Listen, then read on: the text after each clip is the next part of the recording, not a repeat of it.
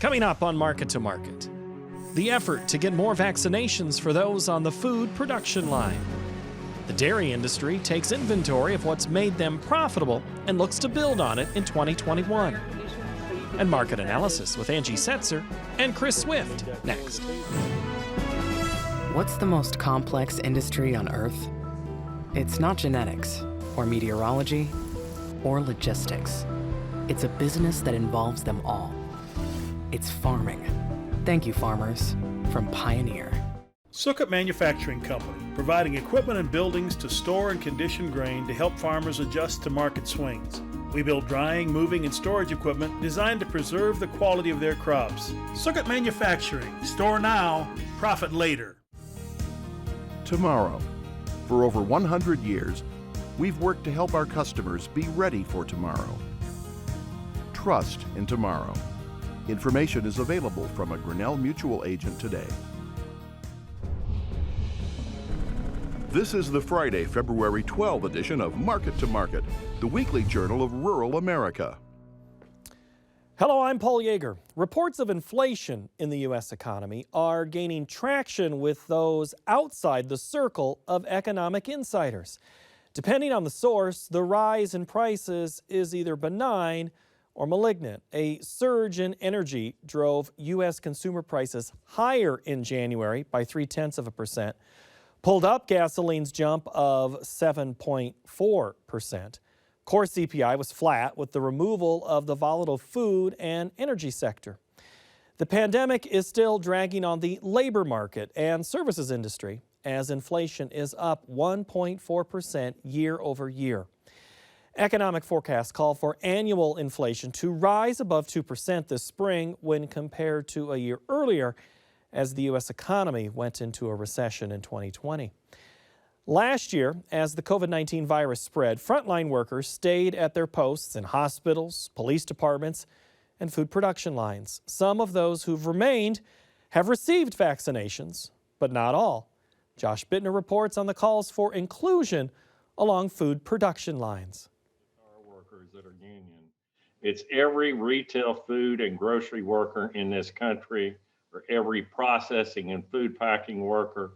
This week, the nation's largest union representing food workers called on corporations JBS, Albertsons, and Kroger, among others, to reinstitute last year's hazard pay and join efforts pushing federal, state, and local governments toward prioritizing COVID-19 vaccinations for their employees on the front lines of the pandemic. The president of United Food and Commercial Workers International says their 1.3 million members are crucial to the nation's food supply, and that up to 80,000 of their ranks have been infected with the coronavirus, with at least 400 dead since the outbreak began. We're not saying that these workers need to be first, but they shouldn't be last either. UFCW praised food worker mandates on both the West Coast and across New England that add $4 per hour to existing pay rates. The move prompted national chains like Trader Joe's to add an additional $2 to the hourly wages of its nearly 10,000 employees.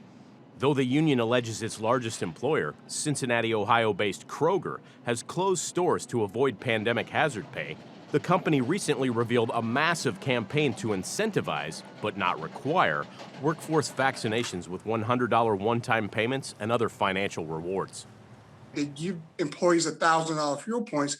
Well, some people catch the bus. So what are you going to do with that $1,000 fuel points? Absolutely nothing. Dissatisfied with one-size-fits-all solutions, union officials call corporate safety efforts little more than consumer public relations, accusing chains like Kroger of creating a funnel for the grocery giant's employee aid back into supermarket coffers. That did not go into the pockets of these workers. It just didn't. I'm sorry. But let me say this. After all that, in 2019, they did $1 billion in profit. In 2020, they did $2 billion. As of Friday afternoon, a response to UFCW's comments requested from JBS, Albertsons, Kroger, and the Office of Ohio Governor Mike DeWine were unanswered. For Market to Market, I'm Josh Bittner. The demand for dairy shifted dramatically in the spring of 2020. Once schools closed for the term, consumer demand shifted towards home. Eventually, products were rerouted but it was USDA's food assistance programs that provided a shot in the arm for farmers and, more specifically, dairy producers. Peter Tubbs looks at what might be ahead for producers in 2021. The dairy market, notorious for volatility, saw wild price swings in 2020, and much is unknown about the potential for profit in 2021. The dairy industry as a whole responded quickly to market disruptions caused by the closing of restaurants and schools in March of last year. That transition period was particularly troubling, right? You can't flip a switch and immediately take all of the processing of milk for school lunches and turn it into gallons for people to take home. Changes on farm, people kind of changed nutrition, they made some decisions about culling, and you saw milk production per cow and number of cows go down. That reduction in production drove milk prices upwards a few months later, reaching highs unseen since 2014. But slow sales to restaurants and schools remain a drag on the industry, forcing wholesale prices back below $20 per hundredweight. Widmar believes the pace of COVID-19 vaccination will be a major influence on dairy prices throughout 2021. And then the big question that's every market, what's normal? When do we return to normal? Is there a normal? And how does that pertain to how we spend money, eat out, et cetera? On the negative side, so downward pressure in the dairy markets, it's a recession that's not just US based. The global economic recovery will also determine how much of the United States dairy surplus will find a home abroad. Exports have risen in recent years, and the industry looks to maintain that momentum. Part of the surplus is a result of the growth in domestic dairy production, which rose 3% in 2020, despite some farms reducing output to adjust to supply chain bottlenecks. Year in, year out, we need a little bit of production growth to kind of keep up with changes in consumption, right? So we change the products that we eat in terms of the product mix, but in general, we need something between 1.5 and 2% probably of annual growth just to kind of keep up with the growth in demand. An increase in feed costs may hurt margins, as higher grain prices appear to be a constant factor in the equation through this coming summer. The tight margins can be difficult for small and medium-sized dairies to manage. Many producers who also raise crops have to decide on whether to feed or sell their grain from the 2020 growing season. We're seeing people add some cow numbers, and those things don't reverse super quickly. So I would expect, you're going to have an increase in milk production. And my big question mark is, one is, how much demand are you going to have within the country in terms of restaurant and at home? The other big one is, what about export markets? What's the rest of the world going to do? Are we going to have product that's competitive to sell? And what are the recoveries in other places look like so that people are actually demanding those products? From Market to Market, I'm Peter Tubbs. Next, the Market to Market Report. A perceived bearish USDA report and canceled orders sent the grains downward, and almost like clockwork, buying returned on the price breaks. March wheat dropped 5 cents, while the nearby corn contract fell by a dime. Even with the Chinese on holiday, buyers saw value in a price drop of 60 cents in 50 hours. Nearby soybeans gained a nickel. March soybean meal declined $3.30 per ton. May cotton expanded by $4.64 per hundredweight. Over in the dairy parlor, March Class 3 milk futures shed 17 cents. Green in the livestock sector, April cattle added $1.40. March feeders improved $2.57. And the April lean hog contract jumped $4.90. In the currency markets, the U.S. dollar index dropped by 58 ticks. March crude oil increased $2.57 per barrel. COMEX gold rose $8.50 per ounce. And the Goldman Sachs commodity index added 6 points to finish at 458.15. Now here to provide insight are two of our regular market analysts, Angie Setzer and Chris Swift. Hello, you two. How are you? Yes, Angie, I made you jump.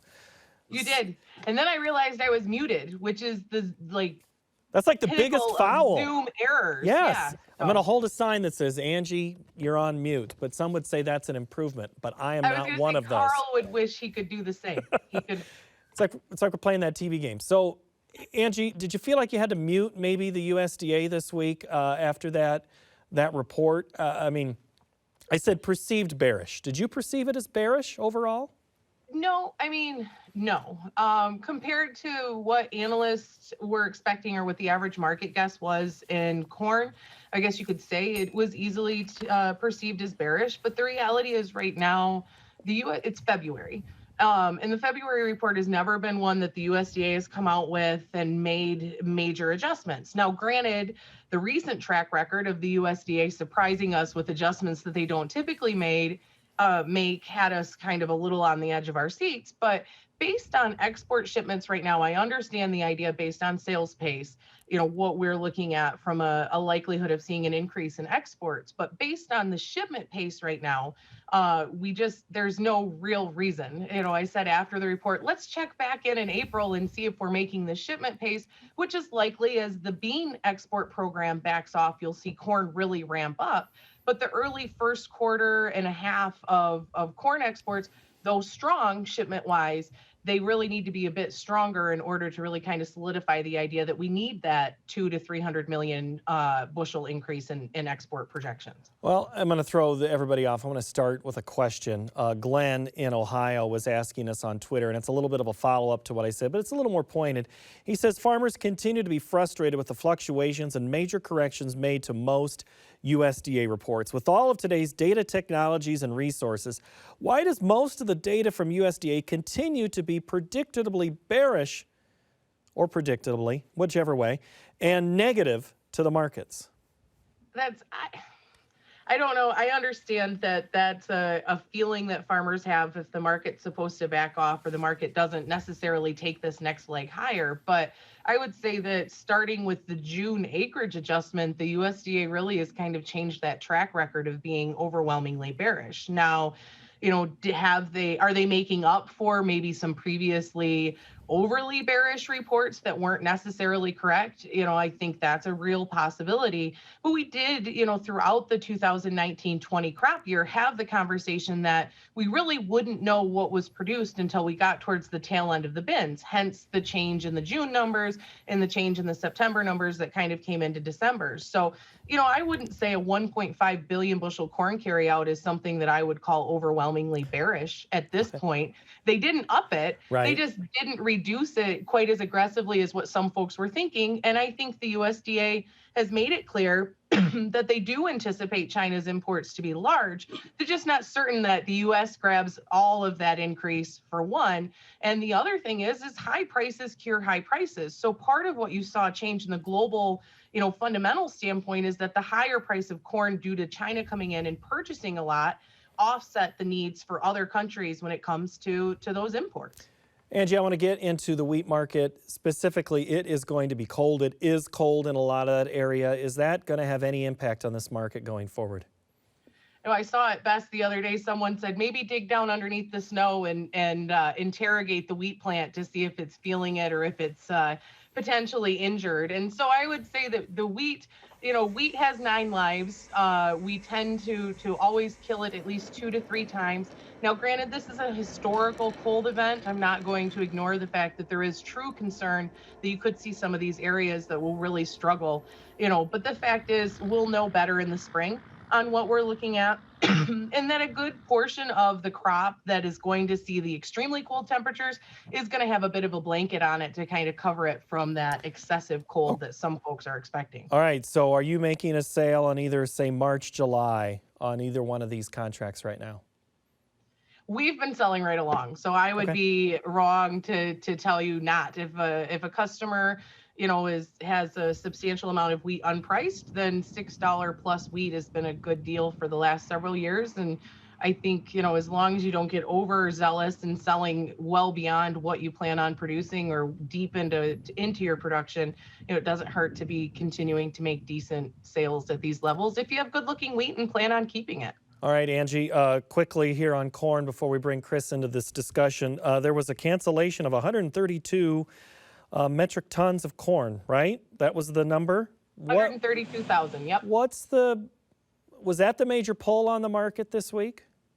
It didn't help, but I don't think it was. I think the reality is right now we are starting to see the South American crop, Argentina. You've seen that stabilize, probably improve. Argentina's traditionally strong export time period comes March and April as the new crop's coming off and they're moving all of those old crop bushels out. Once they get their logistical sort of nightmare figured out down there, you're seeing their corn's offered anywhere from 20 to 50 cents lower than what U.S. corn is. And so I think that's a part of it. I think we know that logistically speaking, over the next 3 to 4 weeks, because of what's taking place weather-wise, the logistics are going to be a nightmare as a whole when it comes to getting grain from where it is to where it needs to be. And I think reality is at this point, we've had a substantial rally. We're sitting at a 1.5 billion bushel carryout, per the USDA. We really need to see what the cash market starts to tell us and what shipment pace looks like. Shipments will indicate whether or not we need to take another leg higher if we see some continuation of Chinese sales potentially, but they're on vacation. And so the reality is right now in the corn market, we went higher on the idea that you were going to see this substantial increase and really kind of a reduction to pipeline minimum levels in the corn market. It didn't necessarily happen. And now we're going to start to focus on U.S. weather, even though it gets earlier every year. It's like decorating for Christmas in July. We're going to start focusing on U.S. weather, and we're going to start focusing on, the USDA is going to come out next week with their ag outlook forum. What does that look like? What are they anticipating from an acreage and production standpoint? And then obviously the South American crop at this point stabilized. So until we see another reason to take another leg higher, we'll probably sit around here, chop back and forth, and try to find a comfy range to sit in. Chris, of all the things Angie's just said, we've talked about weather, cancellations, an outlook forum, cold. What's the biggest pull in that livestock market on the cattle producer right now? Well, right now, the cold weather is always going to increase the feed need. We see that to be the first thing that's out there. But we look at this weather as an event, and as deep as it is pushed down into the southern portions of Texas, it's going to impact a wide swath of the cattle feeding area. But what we're not real sure is what kind of moisture will come with that. So we know that cattle can stand quite a bit of temperature change, but when they get moisture added to it, it tends to make it a lot worse. So right now we're kind of knowing that the cold weather is here. We've seen some optimism in the futures market today. Now we kind of wait to see what begins to subside in the weather and see how much moisture actually fell while the cold weather was here. Yeah, Friday was a good day there in the cattle market. The weights are dropping, but just yesterday you said you were perplexed by this market. Has that gone away for you yet? No, not really. We're just faced with such high input costs to the cattle feeder, and we're not seeing any kind of real big gains in the fat cattle market, and not in a time frame of a big beef eating season either. So it kind of appears that we have leveraged ourselves up in the cattle feeding industry there with still over 100% of cattle on feed right now. We think that maybe January was a big inventory month, so it looks like maybe the placements could be right at 100 to 102% on the cattle on feed report for placements. So I think they moved a lot of cattle. This weather kind of came in a little bit fast. They got ready for it, and now we're just going to see what the impact of it was. You mentioned something also this week about the fulcrum that's playing in the feeder market. What are the factors that are pushing that balance act? Well, the leverage right now all tends to be towards the packer. And that fulcrum right now, the leverage in there with the feeder cattle themselves still hugging around between 135 and 136, the futures carrying $3 to $20 premiums out into it. It seems like the leverage is still to the packer because he knows there's plenty of feeder cattle still yet to come into the cattle feeder. We know that we've got the inventory out there because the January inventory report only showed a 1% decline. So there's still ample plenty of inventory out there, and until you're able to move some of these cattle out of the feed yards and reduce those numbers just a little bit, then that begins to shove that leverage back towards the producer. Angie, the soybean market this week had its own up and down, hurt your neck, volatility, huge red, huge green, back to stable. Is that just the new norm? For now, yeah. We've got we kind of go back and forth. We obviously know the U.S. is going to be running on fumes. We know that there's nothing that we can do to really kind of stop that until we figure out what we're actually looking at from, first of all, an overall demand situation, but also, we started to recognize this week that you are seeing where we're getting to import parity. And so it's important to remember kind of in 2013 and the last time we were really at this type of level of ending stocks, we did find that we had imported a significant amount of beans from Brazil. This was something that was almost impossible in December with the idea that we were going to have a Brazilian production issue. But at this point this week, we saw several Brazilian crop estimates stay relatively large around that 133 million metric ton range. Even if they were to drop to 132 or even 130, you're still going to have a reasonable amount of beans. And so until we really start to get comfortable with what's taking place from a harvest standpoint in South America and what we're going to be looking at from an overall standpoint here in the US when it comes to what's going to be left once we export everything that we need to export, it's going to be a big fight. Obviously, new crop is going to have to stay incredibly supported. So that really can't go too far because we're going to have to incentivize planting soybeans. But the reality is that old crop is really going to go back and forth. And there is a pretty good likelihood at some point in time here, we're going to see the same thing happen in corn, where really basis and spreads start to do all of the work. And so futures may calm down if people stop really getting, there's a lot of excitement still about what's taking place in commodities, the inflation trade, what happens with outside investors and things of that nature. And so there's going to be some money flow issues that you're going to see. And we're really just going to be trading rumors until we get comfortable with what happens with the South American crop and that works its way into the global pipeline. Well, and Chris, you got to worry about where some of that global pipeline comes when it is for feed in the hog market, because China still is trying to repopulate this herd. Concerns again this week surfaced about ASF. Is that helping the U.S. pork producer, what's going on in China, or something else? Honestly, I'm not real sure, Paul. I know that China, the exports, we've not seen them increase to any tremendous amount.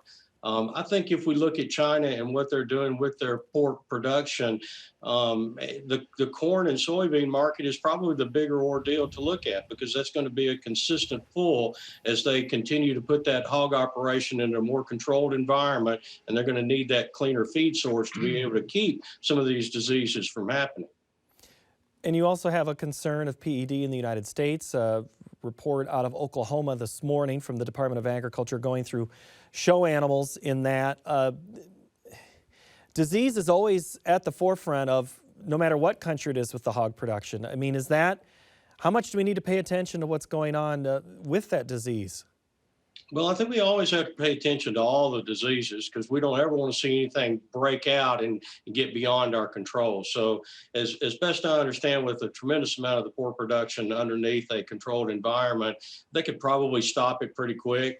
All of this came about, like you said, just this morning. I read about it this morning on one of our announcements, and there hasn't been a great deal more information about it. So maybe it is a very confined area that it is in.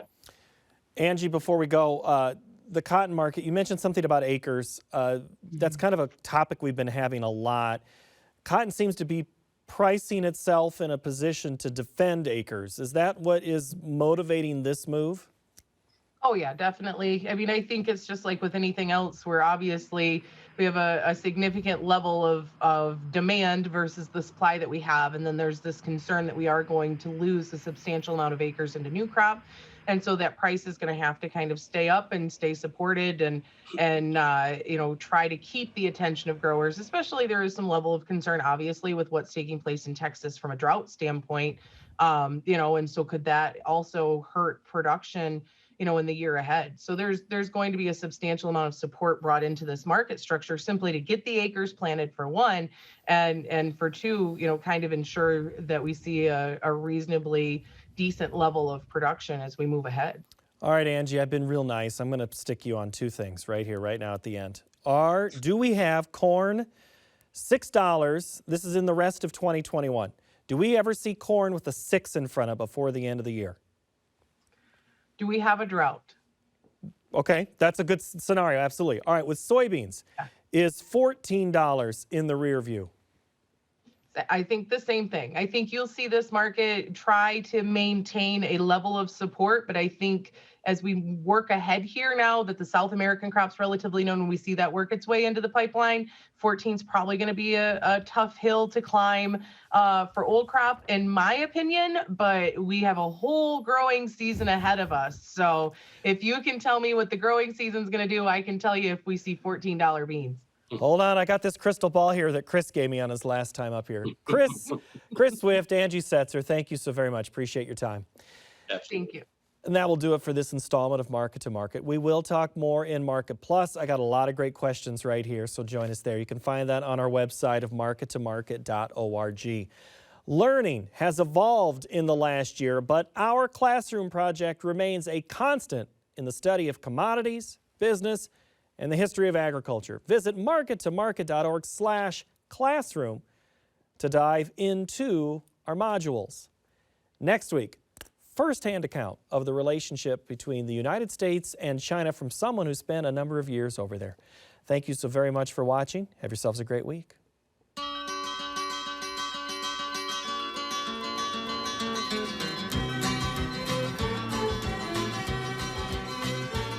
Market to Market is a production of Iowa PBS, which is solely responsible for its content. What's the most complex industry on Earth? It's not genetics, or meteorology, or logistics. It's a business that involves them all. It's farming. Thank you, farmers, from Pioneer. Sukkot Manufacturing Company, providing equipment and buildings to store and condition grain to help farmers adjust to market swings. We build drying, moving, and storage equipment designed to preserve the quality of their crops. Sukkot Manufacturing, store now, profit later. Tomorrow. For over 100 years, we've worked to help our customers be ready for tomorrow. Trust in tomorrow. Information is available from a Grinnell Mutual agent today.